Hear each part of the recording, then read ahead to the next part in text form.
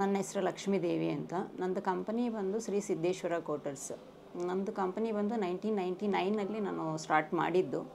Without experience, without any knowledge.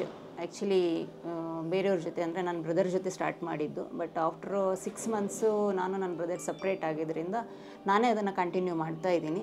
So ಅದನ್ನು ಕಲಿತು ಮಾಡಲಿಕ್ಕೆ ತುಂಬ ಟೈಮ್ ತೊಗೊಳ್ತು. ಆಲ್ಮೋಸ್ಟ್ 3 ಇಯರ್ಸ್ ನನಗೆ ತುಂಬ ಸ್ಟ್ರಗಲ್ ಮಾಡಿದ್ದೀನಿ.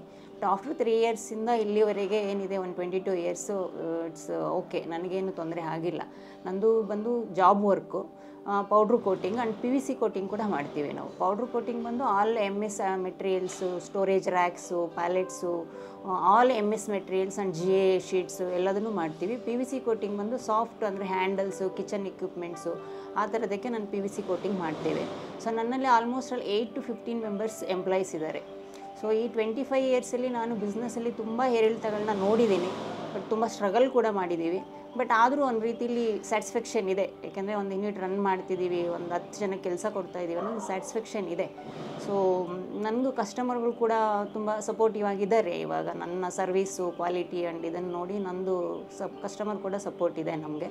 ಸೊ ಹಾಗಾಗಿ ಏನೂ ತೊಂದರೆ ಇಲ್ಲ. ಇತ್ತೀಚೆಗೆ ನನಗೆ ಲಾಸ್ಟ್ 10 ಇಯರ್ಸಿಂದ ನನ್ನ ಹಸ್ಬೆಂಡ್ ಕೂಡ ನನಗೆ ಸಪೋರ್ಟ್ ಮಾಡ್ತಿದ್ದಾರೆ. ಸೊ ಅವರು ಕೂಡ ನನ್ನ ಇಂಡಸ್ಟ್ರಿಯಲ್ಲಿ ಪ್ರೊಡಕ್ಷನ್ ಇನ್ಚಾರ್ಜ್ ಆಗಿ ಅಂದರೆ ಆಲ್ಮೋಸ್ಟ್ ಆಲ್ ಪ್ರೊಡಕ್ಷನ್ ಅವರೇ ನೋಡ್ತಿದ್ದಾರೆ. ಇನ್ನುಳಿದ ಕೆಲಸಗಳನ್ನೆಲ್ಲ ನಾನು ನೋಡ್ಕೊಳ್ತಾ ಇದ್ದೀನಿ. ಸೊ ಹಾಗಾಗಿ ನನ್ನ ಜೊತೆಗೆ ನನ್ನ ಹಸ್ಬೆಂಡ್ ಕೂಡ ಸಪೋರ್ಟಿವ್ ಆಗಿರೋದ್ರಿಂದ ನನಗೆ ತುಂಬ ಹೆಲ್ಪ್ ಆಗಿದೆ.